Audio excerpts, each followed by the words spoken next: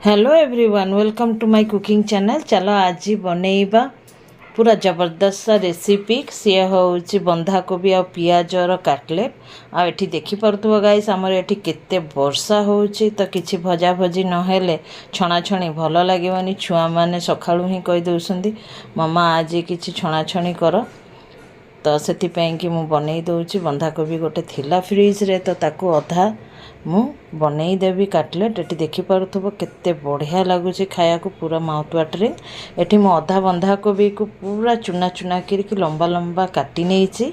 एई भलिया भाबरे काटिबो, जेहेतु गरम दिनर बंधाकोबी टिके नाकु टांसिया रहे। आउ ठंडा दिनर बंधाकोबी कौन हुए ना, बहुत मुहें पूरा घोली जाए। तो से कि टांसिया को हटाया कि मुझे स्वाद अनुसार लुण को दे दूची। एठी ही मु पूरा लुण को दे दूची। आ पर मु लुण यूज करिविनी। एको भल भाबरे चकटी चकटिका आमे एको आधा घंटा रेस्ट रखीदेले पूरा देखिबो पूरा नरम हो जिवो। आ हाथ रे पूरा बांधिला भलिया तमर बंधाकोबी बनिकी तैयार हो। तो एठी मु लुण को भल भाबरे चकटी नौची। जेते भल भाबरे चकटिबो तमर बंधाकोबीटा सेते बढ़िया भाबरे काटलेट बनिकी तैयार हबो। तो ये भल भाबरे चकटी चाकटिकी आमे एको ढांकुणी लगेइकी आधा घंटा पेंकी रेस्ट रखीदबा। देखिबो केते गुडे पानी बाहरिबो। आ जदि वीडियोटा तुमको भल लगिबो गाइस तो लाइक कमेंट शेयर और सब्सक्राइब करिया को भूलिबानी। जेते भी नुआ सांग माने देखुसंती सब्सक्राइब करिया को बिल्कुल भी भूलिबानी। एठी देखि पारुथबो गाइस कि केते बढ़िया भाबरे आमे चकटी नेइचे। तो एकु एथर रेस्ट रखीदबा। तापे गोटे बढ़िया मसला गोटे तैयार करिबा। एठी मु गोटे छेचा नहीं पत्थर छेचा नहीं तो ता धीरे मु हाफ टी स्पून रु टिके नाकु बेसी एठी मु धनिया को दे नहीं नेली, गोटा धनिया। तेमे चाह तो पाउडर भी नहीं पार। आ हाफ टी स्पून रु कम टिके नाकु मु एठी सौंफ को नहीं गली, पान मधुरी जोटा कहती सेटा को नहीं गली। आ हाफ टी स्पून जीरा को नहीं नेली। मते एठी टिके धनिया कम लगुला तो आ टिके नाकु धनिया मु एठी नहीं गली। नेला पर एको भल भाबरे आमे छेची नबा, माने दरदरासा कुटी नबा, जोतिरे कि माने काटलेट रे मुहेरे आसिले बहुत बढ़िया लागिबो। तो ये भलिया भाबरे आमे कुटी नबा। तेमे एको ड्राई रोस्ट करिकिरी भी कुटी पार। जेहेतु मु खरारे देखेई देइथिली वर्षा दिन आसी गले ना गाइस, खरारे देखेई देले गुडारे पोक लागिबोनी बोली, तेणु कि मु आ ड्राई रोस्ट कलिनी। एई भलिया भाबरे ही छेची पकेइली। एटी देखि पारुथबो पूरा एकदम गुंड गुंड हो जाइछि। आउ ए मसला को साइड रखी नबा। एटी देखुथबो बंधाकोबी भी आमर पूरा नसी जाइछि।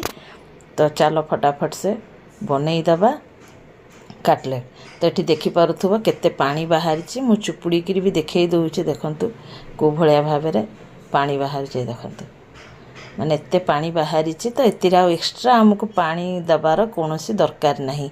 एई पानी रे ही आमे को चकटी नबा। एठी मु दीटा पियाज को नेइछि, जेहेतु बंधाकोबी आ पियाजर काटलेट बनउछि तो पियाज भी टिके बेसी ही पड़िबो। तो एठी मु मकचिकिरी पियाज को दे दउछि ताकि यार जो लेयर गुड़ाक अछि भल भाबरे खुली जिवो। तो एई भलिया भाबरे मकचिका देई दबो सब पियाज तिक को। एठी मु दीटा बड़ पियाज को नेइछि। तेमे तम हिसाब रे बंधाकोबी को देखिकी पियाज को नब। आ पियाज टिके बेसी पइले ही काटलेट रे बढ़िया लागे, कारण एटा मु बंधाकोबी आ पियाजर काटलेट बनउछि।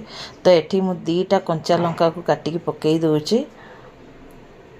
एटा बहुत राग बोली मु दीटा पकेइली। तेमे तमरो स्वाद हिसाब रे लंका नहीं नब।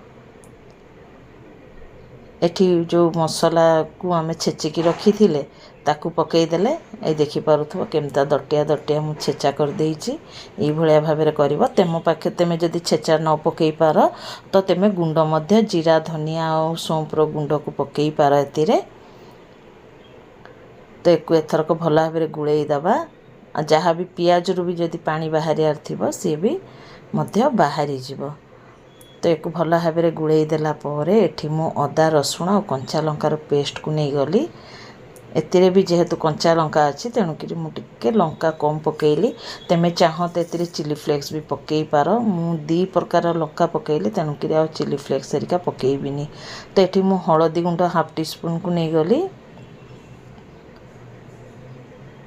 आउ तापरे मु एठी चाउल चूना को नहीं नौची एठी मु 2 रु 3 टीस्पून चाउल चूना को नेली नेइकिरी भल भाव गुड़े देली गुड़ेला परे एठी मु कश्मीरी रेड चिली पाउडर को नहीं नौची टिक्के कलरटा भल आसीबो बोलिकिरी तेमे चाहो तो स्किप मध्य करि पार।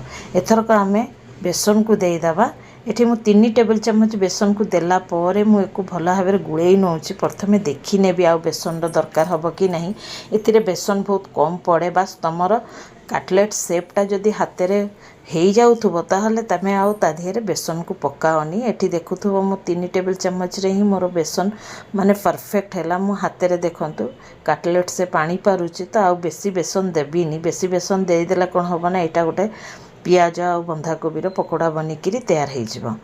तो एठी मु देखंतु केते सुंदर भाव रे शेप गुड़ाक आसी जाउची ताहले तमर पियाज रो भी टेस्ट पाइबो आउ बंधा कोबी रो भी टेस्ट पाइबो। तो यही भाया मु किछि आगो बनई दउची बनई देले कोन होबो ना मु फटाफट रे तेल रे छाणिया को मते बेसी समय लागिबनी। तो एठी देखंतु मु तेल बसई सारिची कढ़ई रे गोटे पियाज को पकई कि मु देखि नउची तेल गरम अछि कि नहीं। तेल काफी गरम अछि। तो एथरक आमे काटलेट जो बनई की रखी थिले गोटे गोटे की छाड़ी दबा। बेसी किरी काटलेट पकईबनी ताहले उलट पालट करिकी क्रिस्पी करिकी तुम भाजी पारिबनी। तो तेणु किरी अल्प अल्प पकई किरी ही एको बढ़िया भाव में उलट पालट करिकी भाजी नब। जेते काटलेट बनई थी सेगुड़ाक सब एठी पकई दउची ए भाजिया भितर फिर आउरी भी काटलेट बनई किरी मु रखी नेबी ताहले कोन हुए ना काटलेट बनैया को तुमको सहज हबो।